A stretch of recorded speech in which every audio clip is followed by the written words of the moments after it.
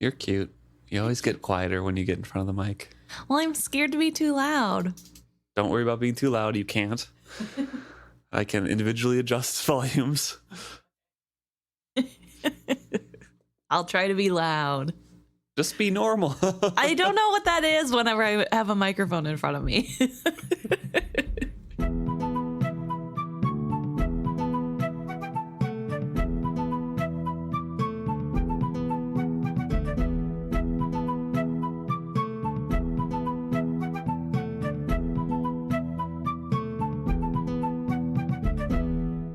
Welcome back to another episode of Is Fitz Happy? I'm Luke. And I'm Emma. This week we're discussing Chapter 11, Shepherd.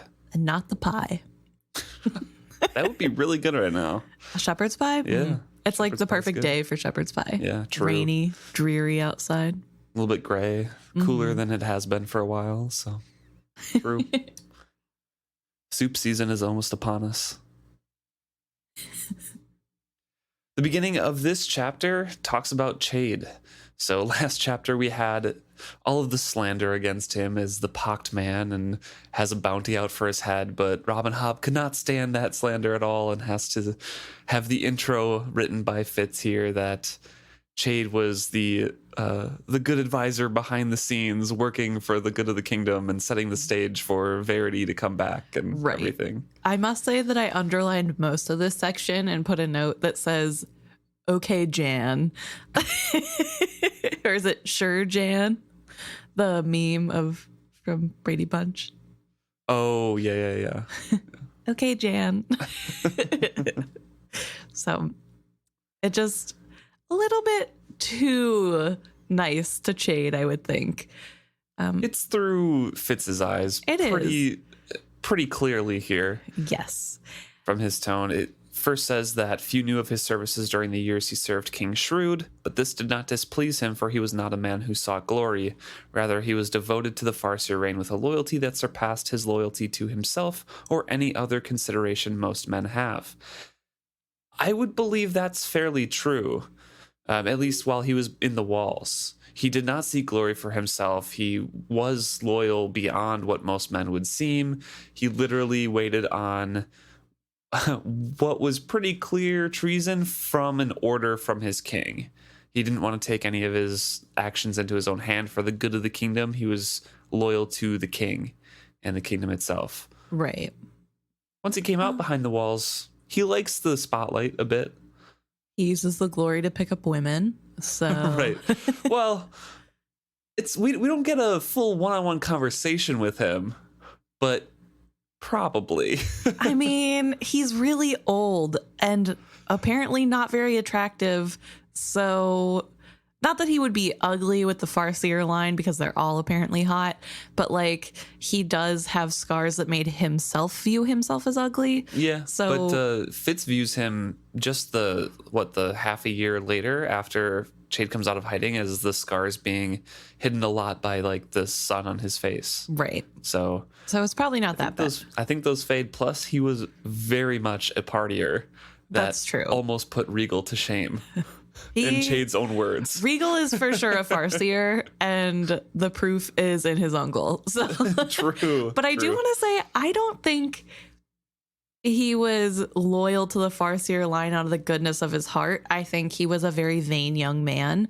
And when he was, by his own words, disfigured from the scarring, it made him go into hiding. And I think he was just too scared to leave. And I agree with that. And I don't think Fitz says it's out of the kindness of his heart or anything like that. It's just he has loyalty that far surpasses the loyalty that most other men would have. Right. I don't know. I just think that tone makes it feel as though he's this like righteous and just person. And I think knowing Chade the way we know him, he's a little less just and righteous. Yeah. He's just a guy trying to do his best. And this is Fitz after the first trilogy. This is in between. This is before he comes back and talks to Chade man to man, and has experience behind him and sees Chade out in the open advising Kettricken, but also, you know, he thinks he knows what's best for the kingdom because he's been behind it for so long and Fitz helps wrest control from, Chade to Kettrikin in the final trilogy, that sort of thing. Right. Or to Dutiful, I guess. So this is Chade romanticized because remember, Fitz is locked into his, 19-year-old, 20-year-old self when he gives his memories away, pretty much, for a lot of things. Chade, I'm sure, matures because he didn't have a ton of bad memories that he probably gave away into the Girl and the Dragon, but it's still kind of locked into that fresh of like, Chade helped me grow up. He made me into the man I was. Adults always know best. Yeah, adults always know best kind of thing. So that's where a lot of this is coming from in my mind. And he does say that it's obvious a clear bias towards the goodness of Chade or what he is doing, which is, it's true, but it's an obvious bias in this writing that's supposed to be historical. Because it says, he pursued his vow to see that the crown followed the true line of succession, and for this reason alone, he was sought after as an outlaw. It does relate how he sent missives to each of the dukes, as well as to Prince Regal, and revealed himself after years of silence, declaring himself a loyal follower of King Verity and vowing he would follow no other until he was shown proof of the king's death. So this is what we went over last chapter as well, or last episode, I should say, and said that's what Chade was doing. Right. And he set the stage very well for the coming back of Kettrikin. Exactly, yeah. I mean, Chade is ultimately a good guy because he's fighting for the cause that we all agree with, but he is kind of just Regal, but on our side. So I think this like intro and knowing the context that I have really made me think about it like that. Like, whoa, like Regal could have been a good guy too if we agreed with his, I don't know, ideology. Yeah. Yeah. Or his methods or his side. I don't even know we would need to agree with his methods because True. I don't really agree with most of Chade's methods, but yeah, it's true. He gets the job done and gets what I want done. So. And the last part of this intro discusses the good parts about what he set up and how the people kind of reacted to him declaring all of these different things. He was evading Prince Regal's, capture by many clever artifices and continued to rally the coastal dukes to the belief that their king was not dead and would return to lead them to victory over the red ships. Bereft of any hope of aid from King, in quotes, Regal, many of the lesser nobles clung to these rumors. Songs began to be sung, and even the common folk spoke with hope that their skilled king would return to save them, with the legendary Elderlings riding at his back. So this fully sets the stage for Starling's song later on, that, she comes back as the minstrel, as the witness, and this is the gospel truth that King Verity was riding on the stone dragons when they fought, but like with the promise he had to go back with them to feast with them forever or whatever, Mm-hmm. It sets the stage for the common folk, for the lesser nobles, for everybody, for something to believe in and, accept rather than just like, these are scary monsters that came and all of a sudden this, and Verity's not with them, and all of a sudden our old queen is here, but she's pregnant again, but she was pregnant before, so where's her first kid? And now she has a second kid. Right. From who? Because Verity's not there, and maybe he's dead, and who are these dragon things? And yeah. So it perfectly, like, fits in, puzzle piece, like, which is kind of what I was getting at last chapter when I said that it was very important for him to be doing this. Right. It's such a small part too. It's literally like this beginning of this chapter and like the paragraph last chapter. All right, and we're jumping into the chapter then. So this picks up right after Fitz is, looking over his flock and everything. Damon has gone to the village to gather other people, and the rest of the caravan is starting to gather together on this outskirt by this old house and the fields. There are puppeteers, there's a minstrel, there's the caravan leader with a couple guards. There's the owners of the bull and the pony from last time. Or it's a horse, not a pony, but Yeah, so there's quite a few people going here, gathering up together because it's safe. It's gathering into one caravan with leaders who know the ways to the oases or the watering holes, and also have deals with the nomads whose territory they cross through. right. And it explains that basically you're taking animals through grazing area that is scarce. And so you have to be on good terms with the nomads because otherwise they might hurt you. Right. Yeah. And they all gather here and kind of gather up. Fitz is relaying to us the path, the course that they'll take, zigzag through the watering places, watering place to watering place, all the way up to Blue Lake. Right. And Madge, the caravan leader, lets everybody know that there will be no funny business and that what she says is law. Yes. She is setting the expectation now. He also is told by... Damon? Yes, thank you. Yes. The guy who hired him? Yes. He's also told by Damon that Crease will be joining them. Yes, and our loudmouth, argumentative friend. Yes, and Fitz is not looking forward to sharing this long journey with him. And he arrives after the talk about no funny business. So we'll have to see if that affects anything. And Fitz finally falls asleep. He doesn't know how long he sleeps, but we get a skill vision / dream. He came alert to a voice whispering his name. It seemed to come from far away. But as I listened, I was compelled inexorably to it, as if summoned by a charm. Like an errant moth, I became aware of candle flames and was drawn toward them. 4 candles burned brightly on a rough wooden table, and their mingling scents sweetened the air. A woman leaned over them, breathing deeply of the rising perfume. Her eyes were closed, her face misted with sweat. Molly. She spoke my name again. Fitz.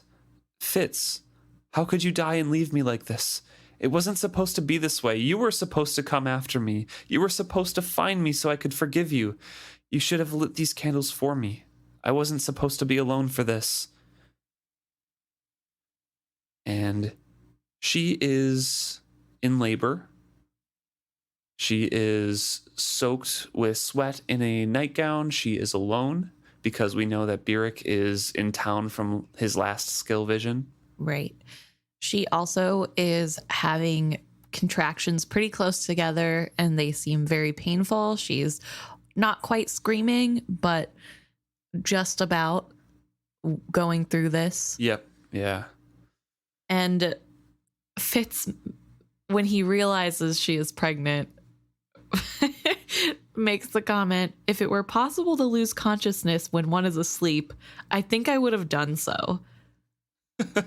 And we are taken away from Molly's pain for a minute for Fitz to think about how there was never any other man. Yeah, it reorders everything in his mind. Yes, he finally knows that she is pregnant and she was leaving to protect their child. And he does make note that it's very smart of her to have done so. And even if he would have known then, he would not have followed her. Yep. Because things were too dire and he felt too strongly that he needed to stay. Mm-hmm. And that's kind of sad to think about, that Fitz knows that about himself. Although maybe he just likes to think the worst about himself.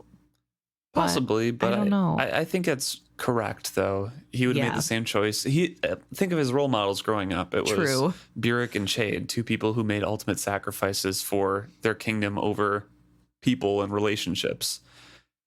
He says, she'd been right to abandon me. It was so like Molly to make the leaving and the facing this alone her own choice. Stupid, but so like her, I wanted to hug her. I wanted to shake her. So even as he's berating himself, he's like, yeah, it's so like her to make her own choice in this matter instead of, me just telling her no. Right. And then choosing Right. that. Because that's what we know of Molly, is that she is very proactive. She is very confident and secure in herself and her decisions, and wants what's best to live comfortably. Right. And that doesn't Simply, but comfortably. Right. And that doesn't mean she's not a romantic. Oh, no, I mean, she is, yeah. she did want him to follow her. Yeah. But she didn't She's want also to. young. Right. Right. But I'm saying she's comfortable in her decisions and is a strong, powerful woman who does not need no man. But she also, I think, is somebody who is afraid of rejection. And so if she does it first, it doesn't hurt as bad, which is a lie. I think a lot of us all tell ourselves. Right. And so I think she was just trying to make the best of a really crappy situation. Yeah. And now he's dead and she'll never know. Mm-hmm. Well, he's not dead, but Dead for like 30 years. yeah. Yeah. So I guess essentially Not quite 30, but like 15, maybe. Yeah. And all of a sudden, Byrrc comes in, the door bursts open, and Byrrc is standing there, and he's just like, oh, it's only me, soaked through. Couldn't get you any dried apples, but whatever. I would have been back sooner, but this storm is crazy. Right. Totally oblivious. Well, I mean, he wasn't expecting it, because she says, it's time, it's coming now. And he's like, no. Like, I don't want this to be true, so I will say it. No, we counted. It's like 15 more days at least. The midwife said so. Like, Right. nope, not my problem. Like, please, please, God, no. Yeah. No, he is definitely very worried. Yeah. And he's like, should I go back to the village to get the midwife? And she's like, no, we don't have time. So he's like, Well, okay. after he asks that, her water breaks. So Yeah. yeah, there is literally no time. This baby is coming, whether the midwife is there or not, and he better not leave her alone. Right. He's just kind of stuck, frozen, indecisive at this point, and Molly has to kind of prompt, like, hey, it can't be different from a foal or a calf, and there's no one else here to help me, and I'm, and then she is starting to collapse from, like, the contractions and the pain and stuff, and Byrrc's like, okay, of course, yep, can't be any different from that. Right. We'll just get you through this. It says she made a low sound full of fear as well as pain. Her fear broke through to him. He gave his head a tiny quick shake, a man awakening. No, you're right. It can't be that different. Can't be. I've done this hundreds of times. Just the same. I'm sure of it. All right, now, let's see. It's going to be all right. Let me just, He's finally coming to his senses. The shock of it all would be really frightening. Oh, yeah. And I mean, there is a difference between animals and humans. Yes. So I'm sure the fear of what if I mess it up? What if it isn't the same? What if something goes wrong? And I don't know. I think I understand why he's so afraid, but also I wish he would have jumped in and been in charge sooner, I guess. Not in charge. That's not really. It wouldn't have really been his character, though, either. No. But I wish he would have taken care of her in this moment and she didn't have to ask for help. Yeah. Yeah. So. Well, he coaxes and helps her through this this time, and she gives birth to a beautiful child. Yeah. It's a baby girl. Mm-hmm. I also want to mention that Fitz makes note that, number one, Byrrc asks for consent before touching her to feel her stomach and everything else, which I think is great. And number two, the whole time this birthing process is going on, he's calling her my good girl, and you're going to birth a fine child. And it's much like Just what like a horse, probably. Yeah, exactly, like what straight up like Fitz knows he would say to a horse. And he notes that neither of them probably really made sense of what he was actually saying. It was just the tone in which he was saying it. Yep. Just steady, calm, low, Yes. repetitive. And it's a very quick birth. Fitz mentions that he assumed it would be this grueling, long, bloody process. And when the baby comes out, she is fairly clean. And it really didn't take that long. We don't know how long, but presumably only a few hours. Yeah. At most. And the baby is perfectly fine. Doesn't cry, but is fine. And healthy. Yep, healthy. They clean up, finish the birthing process. Byrrc cuts the cord, and the baby starts to nurse after a few mistries, and Byrrc heaves a giant sigh of relief at that point. So Byrrc was obviously stressed through this whole time, but baby came out all right. Yeah, and they both take time separately to look over the baby and make sure it has all fingers and toes and comment on how little she is. Byrrc makes a comment to himself that the baby is going to have Chivalry's brow.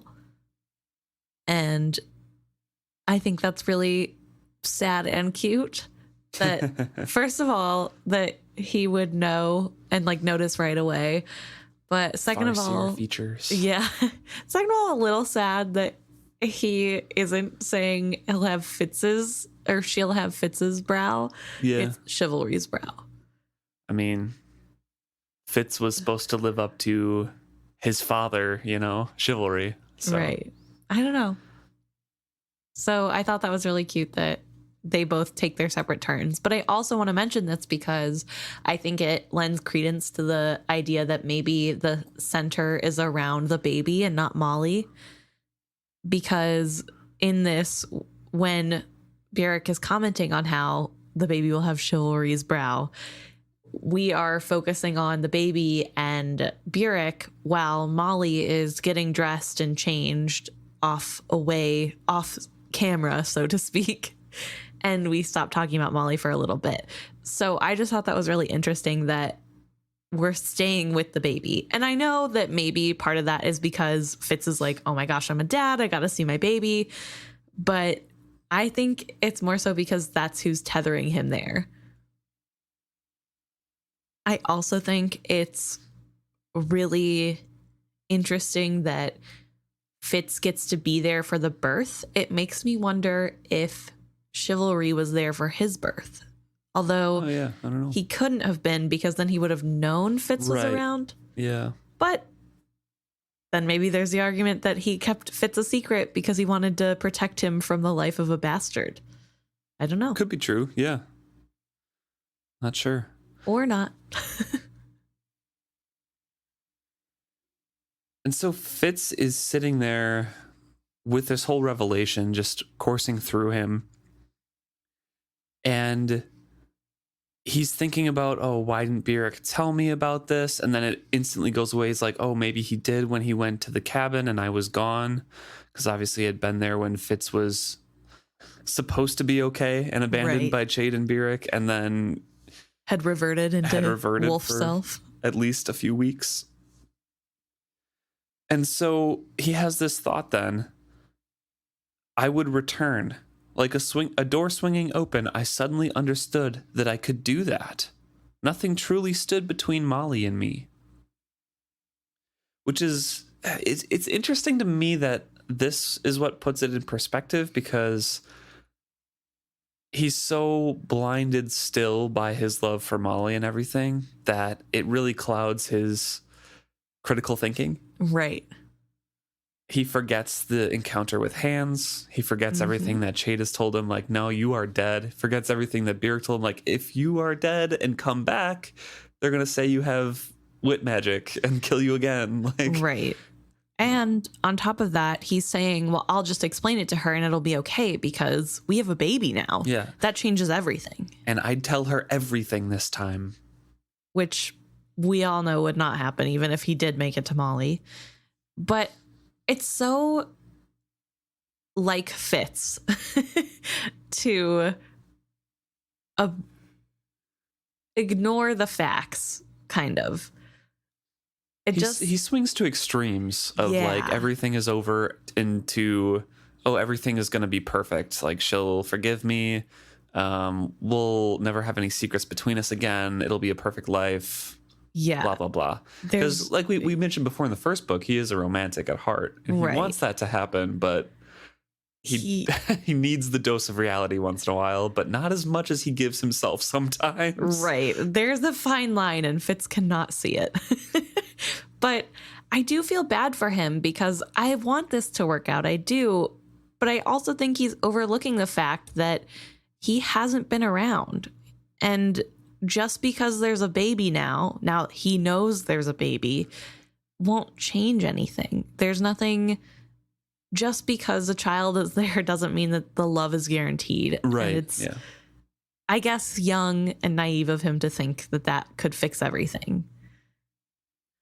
His first love. He's 19 years old. And you know? I mean, as someone who loves Molly and Fitz pairing, I wish that they could have made this work. But also, I think they needed the time apart to grow up away from each other. yeah, definitely. And get out of the toxic traits that they are both stuck in to maybe be better for each other. And so Fitz is all ready to go to Molly and his child. He gets up, grabs his coins, thinking about the journey ahead and how he might have to work to get there and work for his fare along the river, but he'll eventually find them and it'll be all good. He was going home to Molly and our daughter. Come to me. I halted. It was not Verity skilling to me, I knew that. This came from within me, the mark left by that sudden and powerful skilling. And he feels that. He continues walking down the road towards Molly, and he's thinking of the future here. He kept hearing with each footfall, with each beat of his heart, come to me.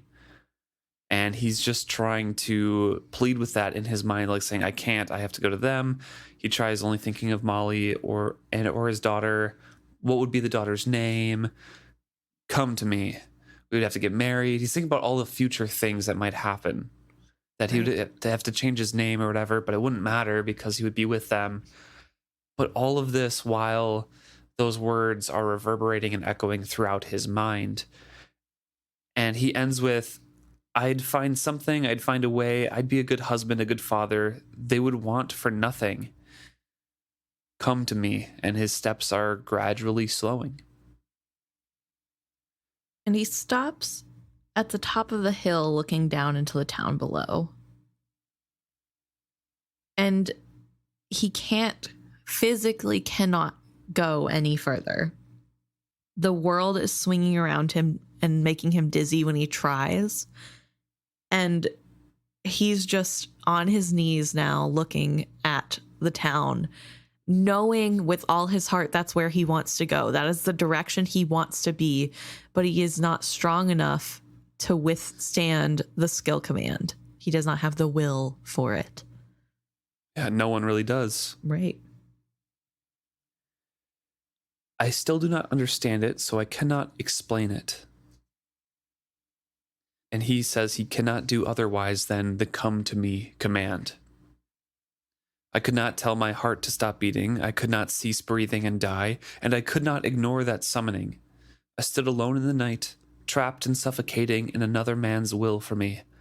A cool-headed portion of myself said, There, well, you see, that is how it is for them. For Will and the rest of the coterie, skill imprinted by Galen to be loyal to Regal. It did not make them forget they had had another king. It did not make them believe what they did was right. They simply had no choice about it anymore. And to take it back a generation, he talks about how Galen was forced to be loyal to his father, Chivalry, and how Chivalry had expressed regret for that action and would reverse it if he knew how. And Fitz tries to get to his feet and he fails. He's weak. He literally cannot move at this point. And he just has to sit and think. It didn't matter. None of it mattered, save that there was Molly and his daughter in the future. Nothing else mattered to him at this point. Right. He just wanted to get to them. But he can't move forward because of the command. And so he fixes that in his mind. He shifts that perspective. And he begs Beric into the night, I hope you take good care of them. And once he shifts those priorities that I can go to them after Verity, can he get up and head home?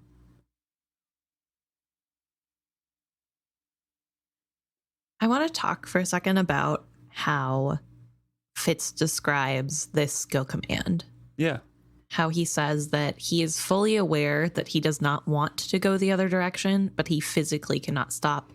And therefore wondering, do the coterie members know that what they're doing is wrong? And I wonder if the answer is more of a no. I mean, of course, they can tell right from wrong whether or not they can act on it. But I wonder if after years of being told over and over again in your head, Regal is always right, or always be loyal to Regal, whatever the command is, however it works, if then you start to just think that way. I think that's 100% it, because we see it in action here with Fitz. Top priority in his mind has always been Molly. Now he has a daughter. Right. He was about to abandon Verity, his king, who he was driven to get to even before this skill command, really. Right. And he was going to give all that up to go to Molly, and then he has to rearrange in his mind that he will go to Verity first. So for the coterie, they probably have deluded themselves or tricked themselves into thinking that Regal is always right, just to stop from being, physically weak or unable to do other things that were disloyal to Regal, by explaining, oh, this will increase my loyalty to Regal, and then having that mindset for years on end, like you said. Right. Probably shifts their perspective. Well, especially because it's something so big and so persistent. There is no end to be loyal to Regal. Right. That's such a big character defining thing. Yeah. And so I wonder too about Galen, if the whole time he's shouting praises from the rooftops, if he is in his mind thinking, I hate chivalry. He's horrible. He's so beneath me, and cannot vocalize that at all. You know what I mean? Like, what is that like? Did he eventually like chivalry? I don't know if he was even able to think that. We don't know how deep that ran, or if it was like me, or obey me, or be loyal to me, or something, Right. It's such a strange thing to know, but I feel like it is a really good insights and maybe the most clear rule of magic that we get in the series. Right. Let me know if I'm wrong, please, at FitzHappy@gmail. But I don't know. It just is such a weird, a weird concept that somebody could tell you something, which means then that the Red Ship Raiders, when Verity is protecting the coast, know that it's not cloudy and know that they have not passed where they need to. They can see it. I think that's different. That's not a command. That's what Will did to Fitz in the manor. Oh, okay. More so just like misleading them and telling their mind that they're thinking something differently. So I don't think that's a command. I think that's more so like subtle. Yeah. Okay. Because he had to do it on a more massive scale and find other shipped things. And I feel like the command takes a lot of will and power to do. Right. Because Verity expended a lot of his energy doing that. True. Yeah, that's a good point. And he is a lot stronger than he was, a year and a half ago. Right. So I think it was more like, hey, it doesn't look rainy outside today, or right. Hey, this island you've already passed, so you have to take a right instead of the left, that sort of thing. Interesting. Okay. There's a lot of nuance to the skill, apparently. Yeah, who would have guessed? Fitz doesn't know how he gets back to camp, but he wakes up in his place that he was resting before. Kreese gets him up, and he can't really stop dwelling on Molly and his new daughter. Thinks of like, well, what would she name our daughter? A flower name, probably lilac or rose, marigold. What would I have named her? It didn't matter. Turns out to be nettle, of course. Yes. But after that thought, he just stops thinking. He tries to put it out of his mind and do nothing except herd sheep.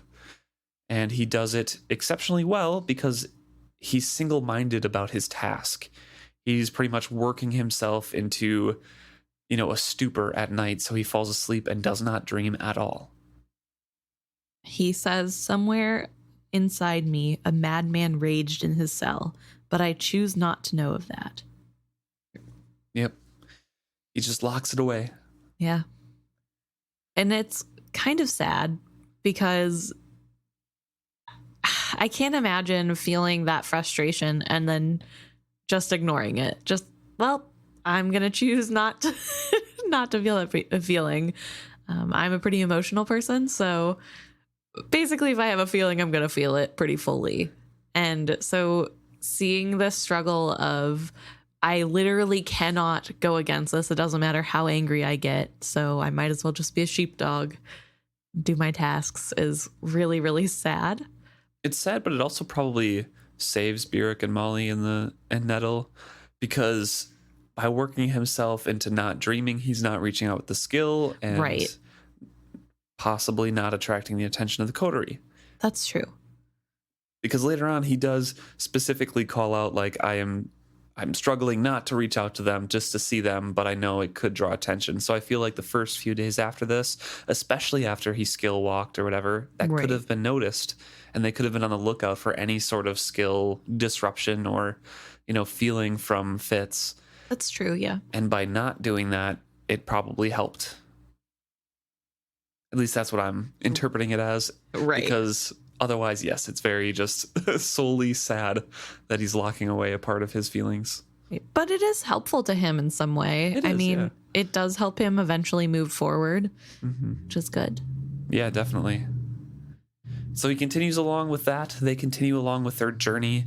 And he describes here that the puppeteers have like 3 plays that they're doing, and they practice them all the time.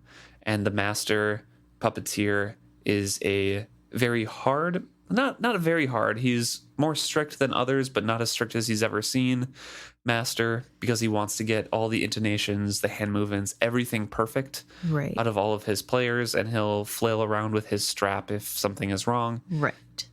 He does punish heartily, so not great, but it could be worse, I guess? Question mark. Yeah. Apparently Fitz has seen a lot worse, so.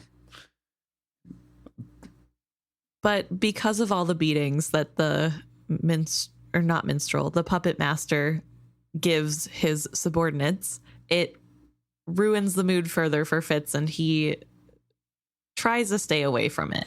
Yeah, more often than not, just sitting out in the pastures looking over the sheep. Right. And he spends his times with a handsome minstrel named Starling. Yes. She goes out there and joins him and talks to herself, and also practices on her harp. Right. And practices her songs and stuff. And Fitz is like, I don't know if it was because we're both from Buck and she had like, a Buck audience for her only Buck songs that she knew, or, a loneliness for that duchy, or if it's because like she truly wanted to get away from the puppeteers as well. Right. But she was often by him as well. Right. And I think, honestly, Starling was probably actually trying to talk to Fitz, and Fitz just never feels the need to respond to people out loud. So Fitz is like, yes, like a person would to their favorite dog talk. And Starling's over here like, this guy is weird. Well, he specifically does say that sometimes she talked to me. It was not a conversation. She spoke to herself in the night, and I just happened to be within earshot. So he knew it was directed at him. He just did not answer at all because he doesn't want to talk to anybody. And then the one time he does talk to her, he's like, it was the deepest conversation I'd had in a while. And it was one sentence.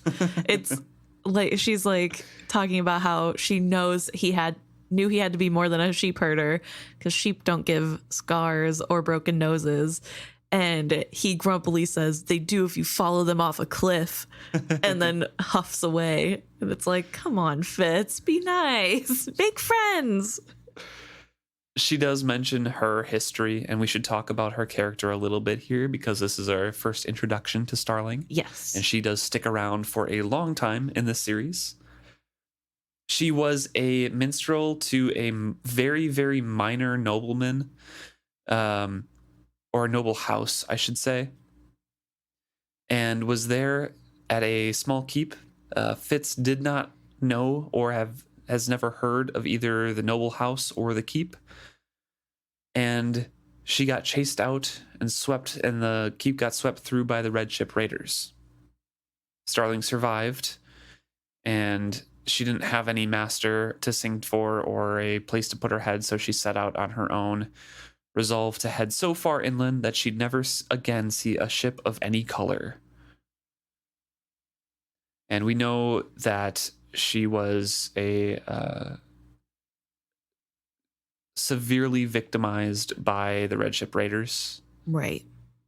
And that's in particular why she goes away from the coast and has such vehemence for the raiders and ships of any kind.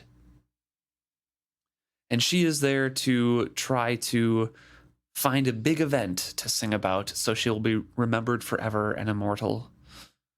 Because she doesn't want to be the minstrel just for knowing local history and stuff. She wants to be a witness and create a new saga, a new song that will be sung forever. And this confuses Fitz because she is going away from the war. Yep. And Fitz thinks if there's anything worth telling of this tale, wouldn't it be happening at the war front? And Starling assures me that she was going to witness something that left its witnesses alive. Besides, if you've seen one battle, you've seen them all. She saw nothing especially musical about blood. To that, I nodded. Mm-hmm. And so the journey continues kind of like that, with Fitz being apart from everything. And I'm sure Starling once in a while coming out and talking to herself at him. Yes. And there's a couple things that happen that aren't very consequential during this trip. Some folk are passing by. They maybe had maybe bandits follow them for like a day, and then they eventually veer off. Things like randomly that happen like that. There are some messengers that come by in pharaoh colors, and Fitz thinks he might have felt some tickling against his skill walls, which freaks him out. He tries to tell himself it's just because of the colors and it's not real, but there could have been a skilled person in their midst that was looking for anyone with skill on his way. They also get to witness in front of us, the audience, a welcoming ceremony of some type between some of the nomads and Madge, the leader of the caravan. And I thought it was really interesting because it is an older woman and her son. Two grown women and the boy. Two grown women and the boy who is being raised to take over. And it does mention that the boy has tattoos on his face that are cat marks. Yeah, stripes like a cat's described as. And I thought that was really interesting because I don't remember him from the first time through or, any read-throughs. I'm sure I won't remember him soon, but I'm going to try, just like I remember the people at Buck that were strange and dyed their teeth. Oh, yeah. And had tar in their hair. The forest men. Yeah. Whatever, the wild men, whatever they were called. Yeah. So I thought that was interesting that there are these like little tiny one-offs about these interesting, diverse cultures, and then we're never going to hear about it again. We don't get to learn any more about it. It's not important to Fitz, so we don't learn. But it is said that as far as Fitz could see, no money was exchanged. It was kind of like an elaborate tea party. It seems like. I do want to describe it as it is in the book and then talk about it real quick because of some similarities I noticed. So it says, Madge set up a table and cloth and brewed a special tea, which she served to them with candied fruit and barley sugar cakes. No coin exchanged hands that I saw, only this ceremonial hospitality. I suspected from their manner that Madge was long known to them and that her son was being groomed to continue this passage arrangement. I highlighted that section and I noted in there that it is very similar to the Rainwild traders and the Bingtown traders. Yeah. How they have a tea party just to continue their arrangement and discuss probably whatever is going on. So it's a little insight to, similar customs across different cultures, which was interesting to me. Yeah. Well, what's more interesting is the nomads who probably started this tradition. They are described as being light-haired, and they would be light-skinned if it weren't for the sun that had darkened them. Yeah, they're all blonde. Which means they're probably originally from the mountains, because we know that people from the mountains are fair-skinned and fair-haired. Yeah, Mostly. I mean, there's no... If we're talking like ancient, like these people probably came from the mountains or whatever, these people were probably nomads for a long time. Well, the people of the mountain are nomads. So, like... Yeah, but there's different nomads. There's people in the mountains, and then there's people in, like, the desert. It's different climates. Right. So I wouldn't expect them to be the same peoples. I thought they were all the same people. Really? Yeah. I thought that the nomads are the ones who go to the village. See, I didn't think so. I don't know. That's how I've always just envisioned them, is they are the Mountain Kingdom people. They just roam. Maybe not. Maybe they're with so much like vitriol that's spoken towards the mountain folk from the inner duchies, and all of the history that we get of like this duchy was always nomadic people and they don't look down on them. I figured that they were going to be completely different. Completely separated out. And why, if they were the same people, why would they have grazing herds there and not trade and bring them back up to the mountains and things like that? I suppose that's a good point. I don't know. I mean, I can't assume that every single mountain nomad has zero flocks of anything. And like, right. So that's, I don't know. I just feel like they're somehow related, especially with their coloring being so different from those of the people of Buck, who seem to be darker skinned and have the darker curly hair. Well, that's also with the blood mixing in from the out islands, right, as well. So I feel like that doesn't get to the inner duchies that much. So I feel like they're more mingled with the mountain folk, and they just have those different colorings, Right, that's fair. I mean, I don't know. Genetics are weird. Yeah.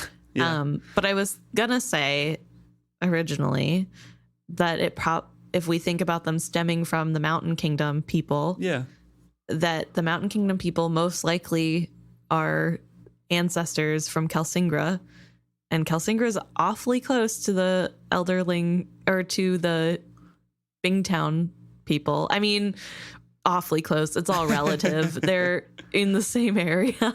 You can reach one from the other. So maybe it's an old Elderling thing, because the could be. Yeah. Rainwild traders, they also are near an old Elderling city. So presumably... Though you have to remember, though, those people specifically came from Jamalia, though. They were all originally from Jamalia. They were like the prisoners or something like that, or like debtors, and they all went to Bingtown, and some people moved up the river and stayed, but the rest of them moved down and formed Bingtown because people kept dying and things kept happening. So I don't think those were originally people who lived there. So it was something that they picked up independently, is my thought. Fair enough. I don't know. Could be something that they learned from those, those cities or something, but I don't know if they would have picked up on, I don't know, stuff from like hieroglyphics or murals, right, or, Well, they can see writing. The Elderling people living through the walls. Yeah, some people can. Yeah, that's true. So, but I guess also maybe it just speaks to the ancient way of how things were done overall. Yeah. Just being courteous to people, you don't have to pay right everybody. There. You just have an agreement and you are hospitable. Yeah. Because you are the guest in their land. Right. I don't know. I just wanted to point out the similarities between those two because I thought it was interesting as well. Yeah, definitely is. And so Fitz is continuing on this journey as well, just through these little things. And now he's kind of stopped his mindless sheep herding, probably after the first, little bit of this journey. Again, time is a little wobbly in this section. We don't know how long passes here. Right. But he finds himself realizing that he's looking forward to the future again. Right. Instead of just being like, I'll just kill Regal and that's it. I don't care. He has something to do after this next step of getting to Verity. Right. It's the day he realized he was looking ahead again and was planning for a life after I'd found Verity and somehow taken him safely back to Buck. And this realization comes about because he is thinking about what Molly is going to teach their daughter and what he could teach the daughter. And he starts off negative per usual by thinking just poisons, and then says, no, I'll teach her letters and math. And that will be what I teach her. And everything Burek has ever taught me about animals, I will teach her that. And I think it's really cute, for lack of better words, to see the evolution from I'm nothing, I'm no good, to, well, actually I do have some redeeming qualities and I could be a good dad. I could teach her things that are important other than how to kill somebody. Yeah. He says, I'd be back with them soon before she learned to say pa. I'd be there to see her first steps. That resolve changed something in me. I'd never looked forward to something so much. This was not an assassination that would end in someone's death. No, I looked forward to a life and imagined teaching her things, imagined her growing up bright and pretty and loving her father, knowing nothing ever of any other life he'd ever led. She wouldn't remember me with a smooth face and a straight nose. She'd only know me as I was now. That was oddly important to me. So I would go to Verity because I had to, because he was my king and I loved him, and because he needed me. But finding him no longer marked the end of my journey, but the beginning. Once I had found Verity, I could turn about and come home to them. For a time, I forgot Regal. I do want to mention the immediate I'm keeping secrets from a loved one. Yeah, I noticed that too. My daughter will never know of my history. I'm not ever going to tell her. And this is the problem with Fitz. It's so black and white that it's damaging. He's not giving anyone the opportunity to know him fully.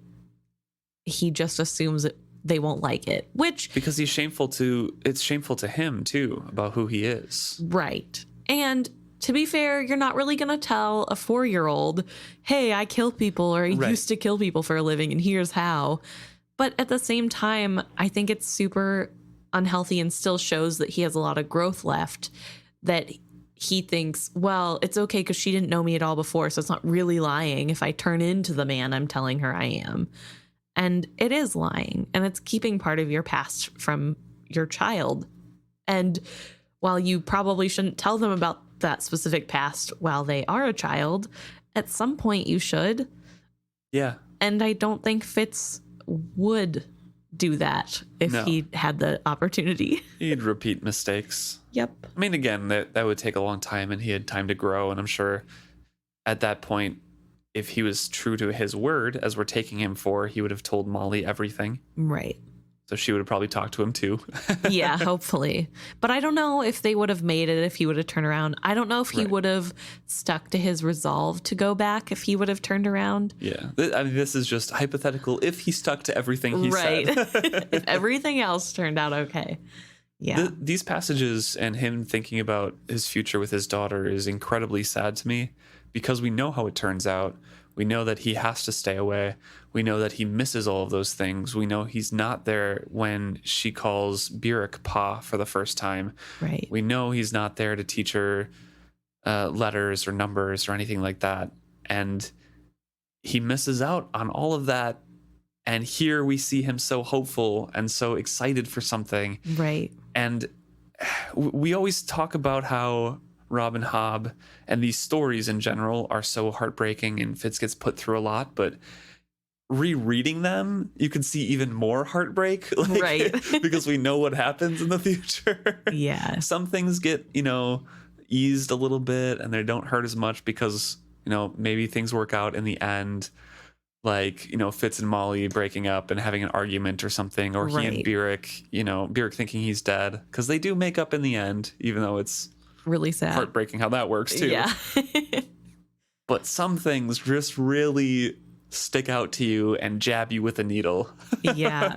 I mean, it is really sad to think about what he is going to miss out on. I think especially in this rereading, what stuck out to me is she'll never know what it was like, what her father was like, and she'll only love her father and be happy. It's just this, your dad is going to be there no matter what because my dad wasn't, is what Right. it feels like to me. Yeah. It feels like, I know how bad it hurts to not have your dad around. I'm not going to make that mistake. And then he turns around and does just that. He stays away from her. And I wonder if part of that is because he put himself into the dragon. I wonder if this hope was lost. Maybe because it hurts too bad to think about. So you put it away. And I wonder if that's partially why he didn't ever come back, because he didn't have the emotional depth to think about, well, maybe I won't get the girl, but my daughter will have her father in her life. Right. There was no importance anymore because he had given that up. And I think that's equally as sad. Yeah. Because he clearly wants her to know him, even if it's the idealized version of him. He wants to be there, and Right. he doesn't end up doing that. And I think about that a lot. So he's thinking about his potential future, going back to them, and as I mentioned before, really wants to reach out with the skill to look in on them, and refuses that temptation just so he doesn't bring any harm on them. And this is it's a huge event in someone's life to learn that you have a kid. Yes, he has a daughter now. He has a reason to look forward to life. But why are things in perspective now, Right. instead of other people saying, hey, you're going to maybe kill Molly, and, other people don't use your skill, like Verity tells him Right. all the time, and he does it anyways. And now this is the time where he's like, okay, I can't do it. I wonder if it's a little bit of, well, maybe Molly could protect herself. Whereas a baby, Right, there's no yeah. deluding yourself into it's safe, because a baby will die. Like, if you put a baby up against Regal's going to win every time. So I think there isn't, even though Molly would also lose, it's easier for Fitz maybe to think she'll be okay because she's strong, Right, and yeah. she is very just willful, and she can be fine. Whereas a baby, it's kind of harder to be like, well, she'll be fine. This is one of those things that is understandable from a Right. text point of view, but is so, Frustrating. oh my God, I just want to beat him over the head. Like, now you understand? I mean, I'm glad he understood now. Right, yeah. And so eventually they come upon a village, stop to rest in midday, and Madge says, hey, we'll take the day, we'll get going in the morning. And everyone is happy with that, so they kind of water the animals, set up camp, and everyone heads into town except for Fitz. Fitz is agreed to look over the animals and just wants to stay out of town anyways. Think about these things. And he was offered an extra copper to keep an eye on the horses from the owners of the horses. Yeah, and he's trying to get as much money as possible as well for the future of his Right. daughter. Right. So he's sitting there and he's quite alone, but he says it did not last long, because in the late afternoon, the puppeteer's wagon came rattling into camp, and only Master Dell and the youngest apprentice were in it. The others had stayed in town to drink and talk and generally enjoy themselves.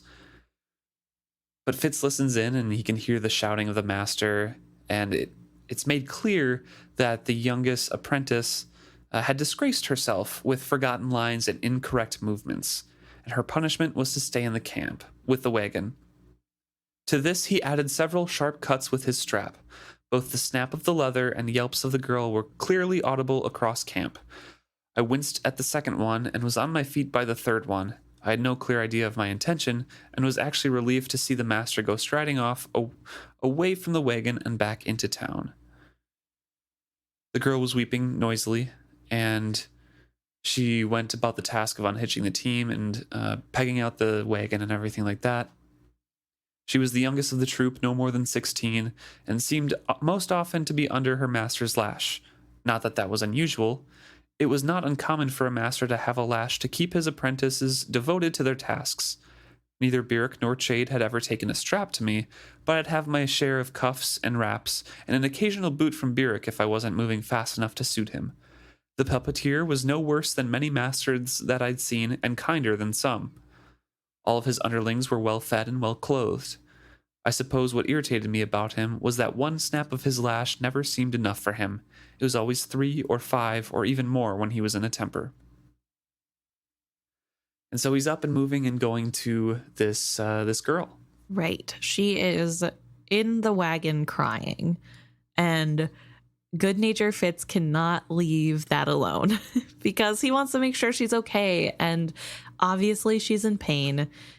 It's funny because he talks about her as though she's a child for a little bit, even though they are at most 4 years apart. At most 4. Like maybe even 2 to 3. And he's like, oh, this child, the 16-year-old. And it's like, okay, Fitz, you're not an adult. Not in comparison to a 16-year-old, I don't think. But he does want to make sure she's okay. Yeah. He feels bad. I think it's kind of sad that he's like, well, it's kind of okay that he hits them because he keeps them well fed and clothed. And it's like, well, maybe it's just not okay ever, period. Well, it's just normalized in the Six Duchies. Right. And that's the point of, I think, everybody else in the world looking at the Six Duchies as partially barbaric. You know, we hear like, oh, there's no glass in the windows there's everything like that, but they have their odd customs as well. Right, definitely. And they're not as bad as Chalced, but there's definitely backwards, like, apprentice kind of relationships. Right, which we learn more about in this talk. Fitz goes to check on the girl, and she opens the door, and he sees that one of the lashes must have hit her cheek in some type of like backlash. Yeah, like whipped up and kind of wrapped around her cheek or something like that. Right. So she is bleeding, and it's kind of a lot of blood, but he notes that it's not serious. It's just faces bleed a lot. Yep. And so he's not that worried about it, but she seems to be really scared. Her first words are, "He's ruined my face." And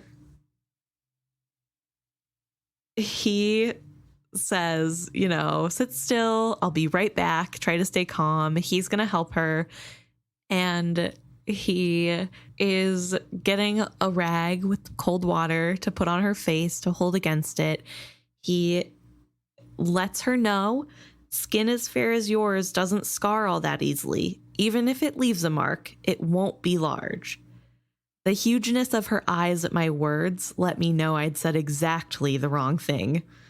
I left the wagon berating myself for getting involved at all. So she's worried she's going to look like he does. Yep. And he's trying to be like, oh, it won't be that bad. It'll be a baby scar. And she's like, it's going to scar. So he is not the best at comforting people, especially women. He's not used to talking to people in the past 6 months, to be fair. True. But he's trying, and I think it's a thought that counts. I don't think he thought anything of it. And he is, in a way, trying to be comforting. I thought it was a comforting line. I think if it was not a 16-year-old girl, it would be a comforting line. True. But, you know, when you're a teen and your face is everything, you know, and he makes her a little paste. Yep. He is like scrounging for herbs that he sees along the way, and he notices a flower that is like a shorter version of one that they have back home, and it smells right, so he makes it into a paste. Yep, and goes there and smears it on her face, says leave it alone, don't wipe at it, let the scab form, and then do your best to leave that alone because it'll be fine. She says thank you, he says welcome, and then turns to leave, and she continues the conversation, says her name is Tassin. And Fitz says, I know, I've heard him roaring it at you. And that launches her into her talking about how she hates her life right now, how Right. she does not want to be a puppeteer, how her life before was going to be nice, and then her mom sold her to be an apprentice to this puppeteer, and now she doesn't want to do that, and it's a hard life and all of this kind of thing. And Fitz is like, well, you can't run away because you have no food, no place to sleep, your clothing all going to rags. That would be worse. Try to do better and then you won't get hit. Right.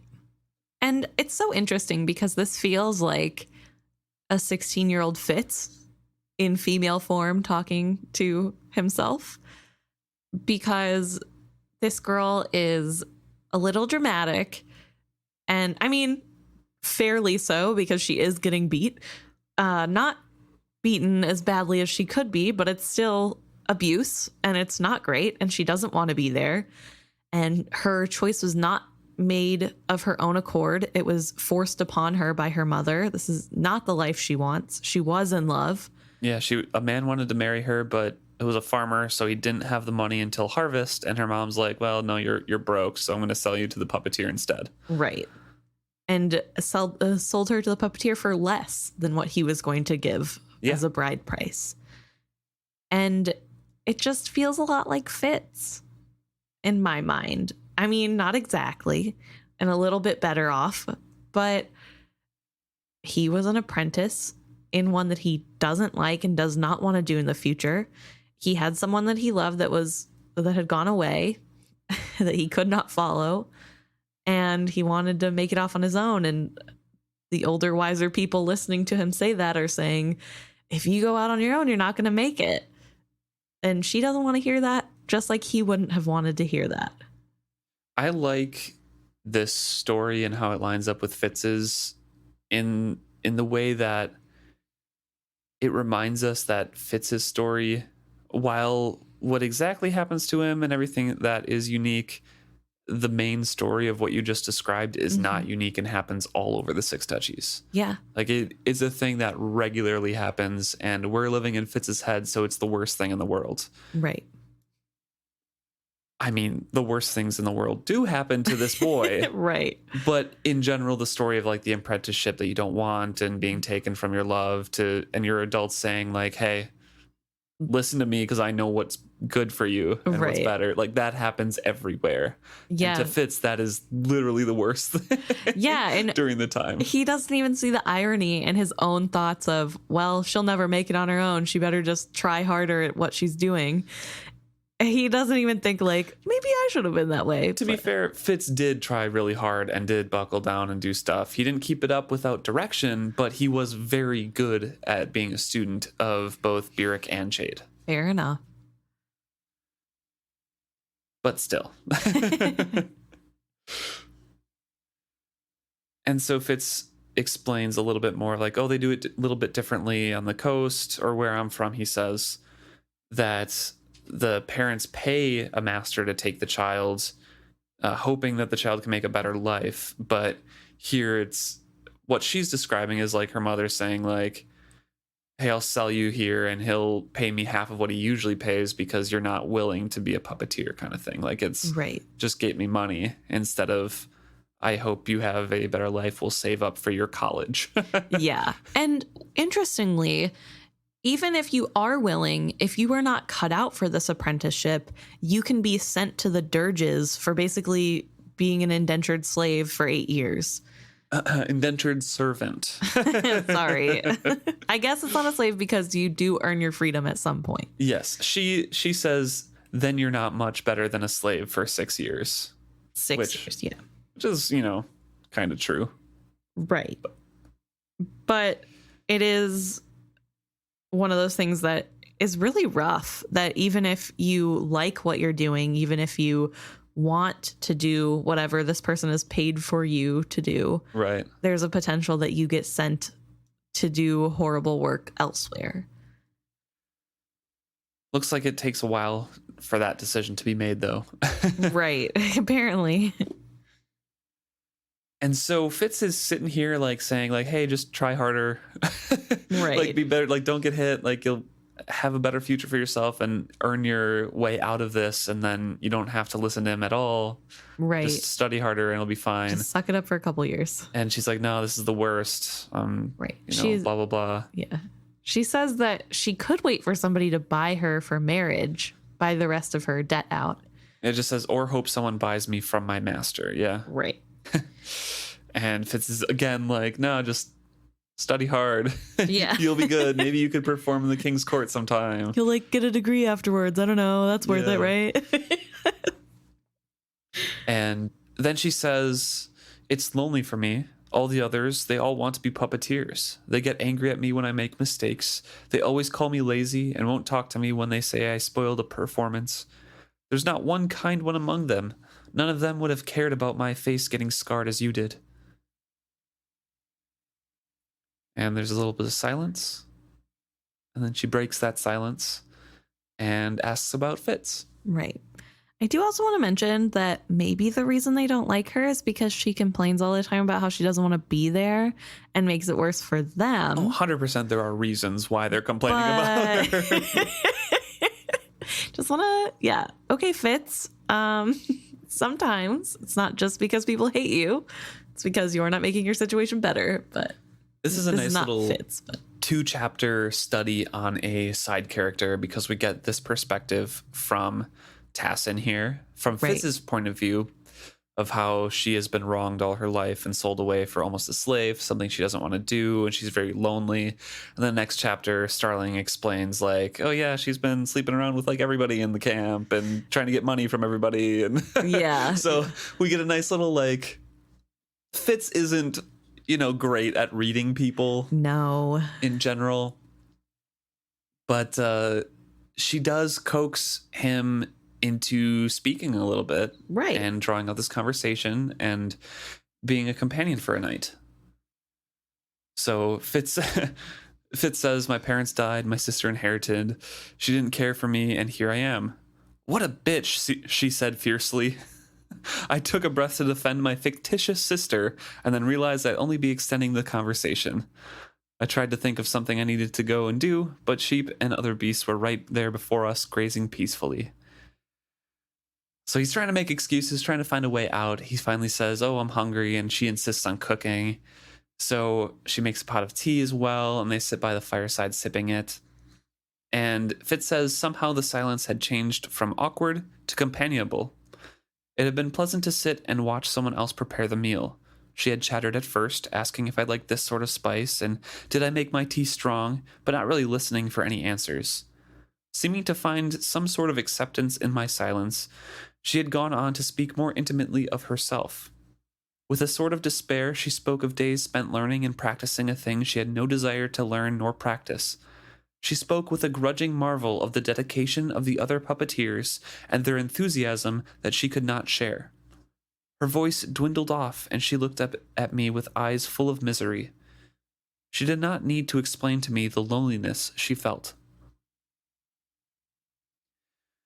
Even her complaints were pleasant in an odd way, filling my mind with her trivialities so that I could not focus on my larger problems. Being with her was in some ways like being with the wolf. Tassin was focused on the now, on this meal and this night, with little thought of anything else. From considering this, my thoughts wandered to Night Eyes. And there's perhaps a too great a distance or anything, but whatever the reason, his mind was not as open to me as it had once been. She asked what he's thinking about because he probably went very silent and very blank stared. And right. without thinking about it, he responds that sometimes it only makes one more lonely to know that somewhere else one's friends and family are well. I try not to think of them. I suppose my farmer found another girl, one whose parents would wait for a bride price. As for my mother, I suspect her prospects were better without me. She was not so old that she could not catch another man.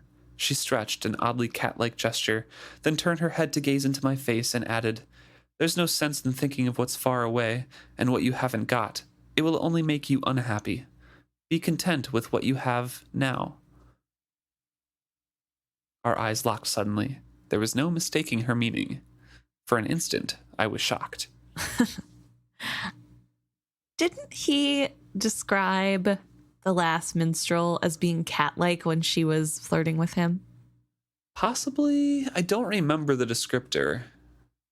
I should have looked this up, but I'm pretty sure anytime he's about to realize a girl is flirting with him, they become cat-like. And it's so strange. And maybe it's Fitz's relationship with cats where he doesn't really understand them that remind him of a cat, where he's like, something is weird here, like a cat. I can't quite read it. It could be a habitual tick of Robin Hobb's as well, of That just could be like true. stretching his cat-like kind of thing. And True. I don't know. I don't remember from that scene. It just like made me think of the last minstrel. I cannot even remember her name. That is really sad. Was it Honey? Maybe. Sure. I think so. Yeah. So I thought that was funny, but like, interesting. Harper, Josh, Honey, and I forget the younger sister's name. Don't ask me. Not an important character. They're gone. No room in the brain. And so there is that intense loneliness that both of them mirror, that Fitz is picking up on and echoes his own from her, and they kiss. I was as entranced as a mouse looking at a snake. She leaned forward and kissed me. And he is describing something here that, like, it was just plain lust, but it kind of went beyond that. And it was just like missing any sort of intimate touch, and so lonely that he just kind of like, I don't know. He says, I kissed her as if I could devour her and somehow be less lonely by doing so. Right. It's hard for me to read this because it makes me really frustrated. At this point, there's no reason for Fitz to believe, from what we have read, that Burek is taking over his role. So for all he knows, Right. and Like what we do know, 3 pages ago. Yeah, 3 pages ago, Molly, his Molly. daughter was born. Yeah. He's going to go back to Molly and win her over and convince her that it's okay, he's dead. But now there's a pretty girl kissing him who he was just describing as a child a page ago. And now she's an adult woman, and which they're both children. I'm not saying there's something weird there. It just makes me mad that he can't fight the power of a boner to like be faithful to Molly at all. And she waits so long to get over him, and she thinks he's dead. So like, it just is, I don't know. It makes me really frustrated that he has zero willpower when it comes to women. I don't know. Maybe I'm being unfair. It just feels like he should have been able to say no here, and he should have been able to be like, whoa, I'm super flattered, like in this moment instead of later. I'm very disappointed. Not mad, just disappointed. And they start to lay down on, I think, his cloak or something like that. Just going down, like laying down, down. on the ground, and there's a rock in the way, and she stops him because she doesn't want to get her outfit dirty and asks for his cloak. So she lays out the cloak, but because he's had more than 2 seconds to think, he's like, what happens if I get you pregnant? And she's like, well, then you can marry me and buy my apprentice years from Master Dell. Or not, as she added as she saw my face change.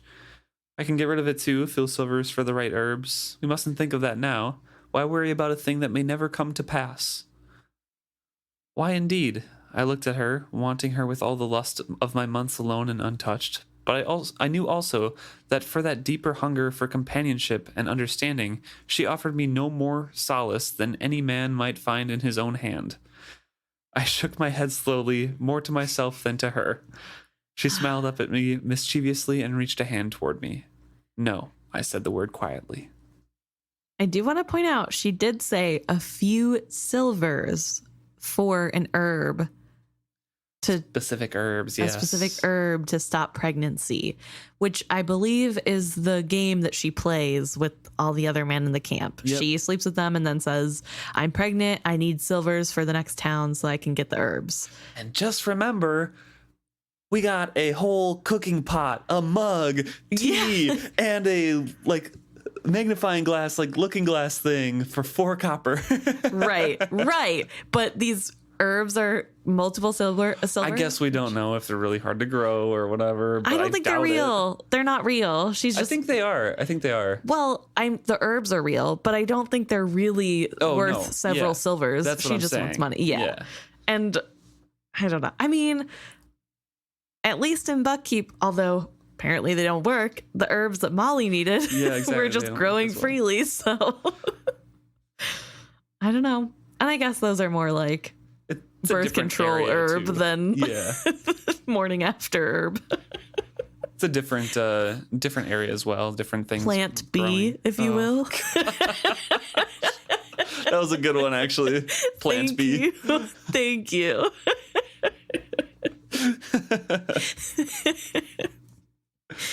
And so he says, no, this is not a good idea. And she's like, oh my God, we're like, ha ha ha, laughing. Yeah. Just don't think about babies right now, weirdo. And then it kind of sinks in that he is saying no and that he means that. And he says to himself, what I sensed was a hollowness in me that would only be made worse by laying myself down beside a stranger. He's thinking of that there was no lofty thoughts in his denying this. Right. No sense of, undying faithfulness to Molly or shame that I had already left one woman with the burden of bearing a child alone. I knew those feelings, but they were not what came to me then.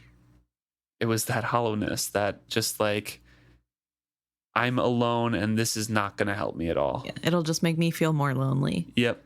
And so he says, it's not you, I said as I saw her cheeks redden suddenly and the smile fade from her face. It's me. The fault's with me. I tried to make my voice comforting. It was a waste.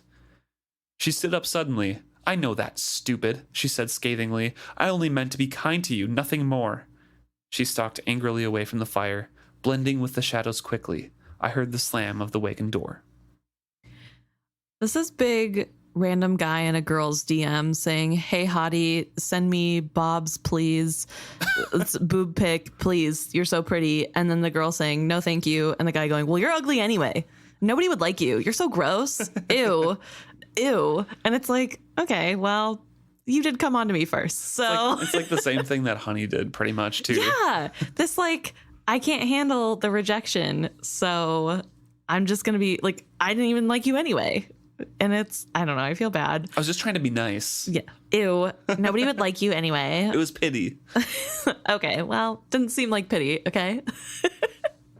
But I do think that it's good that she doesn't keep pushing on. Yeah. That's a redeeming quality. She is mad, which is fair. Your feelings are hurt. You're young. It's hard to be turned down, especially when you're young and you don't have the capacity to know it's not always about you. So at least she stops when he says no. Yeah, I do feel for her character because I'm sure she is incredibly lonely, and they had multiple hours together and opened up about their past. At least she opened up about her past and what she was actually feeling and her hopes for the future a bit. Right. And they seem to have a connection there, and then to be rejected all of a sudden, no, I can't. Right. And she probably feels like this is her only way out. We know she's running a scam. I wish she would go about it in a different way. Oh yeah, 100%. I don't know she's her. Still manipulative. She's still I don't know her as well as I know Fitz, so I can't be too disappointed, but I am disappointed in her, and I hope she grows up to gain more self-respect and to understand that working at something you don't like isn't going to be the death of you. Right. And what I mean by that is not necessarily that her sleeping with people should make her feel disrespected or that isn't self-respect, but it just feels like something she is doing as a tool to get out of something and not something that she's thinking about as what she likes. I guess I don't know. And if it's something she wants to do, maybe when she's an adult, Yeah. she can get into that line of work. As a child, I'm going to say, don't do that. That's more of my opinion there. But sometimes you just got to do a job you don't like, you know? That's just life. Build your resume, move on to the next one. They'll pay you more anyways. So that's how it works. But I do feel really bad for her. And I do want to say that she is somewhat of a character that I feel for because she is 16. Maybe. We don't even know for sure. That's just Fitz's guess. But like this 16-year-old girl feels this helpless, and I don't know. It's sad. I mean, that's the one of the beauties about Robin Hobb's characters. Like I feel sympathy for Regal too. Yeah. I feel sympathy for the coterie members. Like there's a lot of reasons why they're like what they are, and they're all human. So it's a great look at Fitz's loneliness and his hope for the future that we know will be dashed soon. Right. In the next year in book time or so. I don't remember how long it takes, but right. It's rough out there, Fritz. It is. Although, okay, I do just want to quick say, potentially this whole thing of like, it's not even shame or guilt about not being loyal to Molly that stops him. It's just like, oh, this won't fix the hollowness. Like, maybe he doesn't like Molly as much as he thinks he does. I hate admitting it. I love Fitz and Molly as a couple. I want them. They are my OTP for any of you Tumblr users out there. But And for those of you who don't know, I believe that's one true pair. Yes, it is. Thank you. But I do think that maybe this is a pretty good sign that Molly is just an idealized thing that he has put in his head that she's on the pedestal. Would be better. Yes. Yeah. Yes.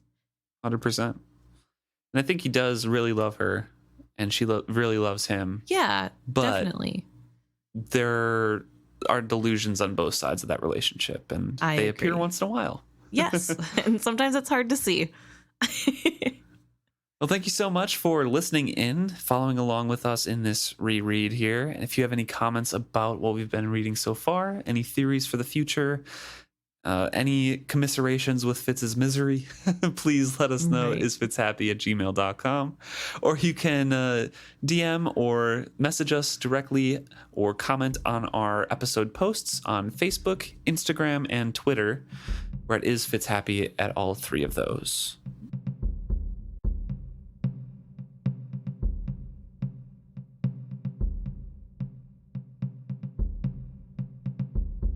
Okay. So now we get to talk about our favorite part. Well, my favorite part. The listener comments, the listener submissions. Listener comments. I don't know. I just always like seeing everybody else's ideas. But I do want to start off by saying, if you saw my post about how I'm going to try to put polls on Facebook and then thought, hey, Emma, where are the polls on Facebook? I cannot figure out how to do it. I'm trying. I think I figured out a way, but they removed it recently from regular pages and moved it to like a weird area or like do something specific. It's stupid. I didn't even know you could do polls on Facebook. And then Luke said he saw one of his like pages that he follows had done it, and I'm like, oh well, I'll do it there. Yeah, but it was a page and not a business account page thing. Which is what we started. Oh, God. Because we didn't know the difference. So we're like, I don't know. Yeah, it's a mess. Obviously not tech savvy or good at social media. I'm not professionally in the social media range. Clearly, we'll figure something out. I'm sorry to all our Facebook fans because I'm really bad at Facebook. I don't love Facebook. I hate the user interface. The behind the scenes stuff is just annoying. Half the times I can't even open up the messages. So I get very frustrated with Facebook and do not put as much time as I should on there. I'm going to try to get better. That's one of my goals by the end of this book. We have a lot of stuff that I have cut out of episodes of just like, hey, where is this on Facebook? Where are you reading this from, Luke? Yeah, literally, I am worse than an old person because I cannot even figure out Facebook. Yeah, that's ageist. Come on. That is ageist. It's not old people, but like. But my mom is a good example. Yeah. My grandma uses Facebook regularly, and she has 2 accounts and is fine. Like, I don't know. So, not necessarily my favorite medium. I am trying to get better. Eventually, maybe there will be a poll on there. I don't know. We'll figure it out. Maybe I'll go to the old fashioned, pick the emoji to vote on something just to get it out there. But I do want to apologize. I did say I'd put a poll out and then didn't do that. We'll figure something out and we'll run with it. We will. And today we're not talking about any Facebook entries, so. But we do have an Instagram one. We do. From Nicholas. Thank you for reaching out. They say episode 60, they're talking about episode 65. We're talking about Byrric's origins and him growing up and joining Chivalry's guard. Right. And Chivalry, not kicking him out after he had 3 brawls. And Nicholas is saying, have you considered that it's just Farseer's stubbornness that he kept him around? Chivalry had decided to take a risk on Byrric in the first place, made his decision, and can't just change his mind. To which I would say, valid. Yeah. Very valid. Stubborn Farseer boys. No, I am not wrong. Byrric is going to be good. Also, you just know that the older generals are like, we told you he was bad. We told you not to pick him. And he's like, no, he's actually going to be the best. So you're wrong. And then another fight happens and his eye twitches a little and he's like, he's going to be the best. He is going to be the best. But he's right eventually. So I guess stubbornness pays off sometimes. Thank you, Nicholas.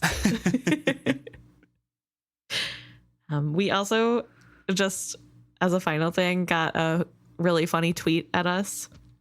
And it was just, @is Fitz happy? No, he's not.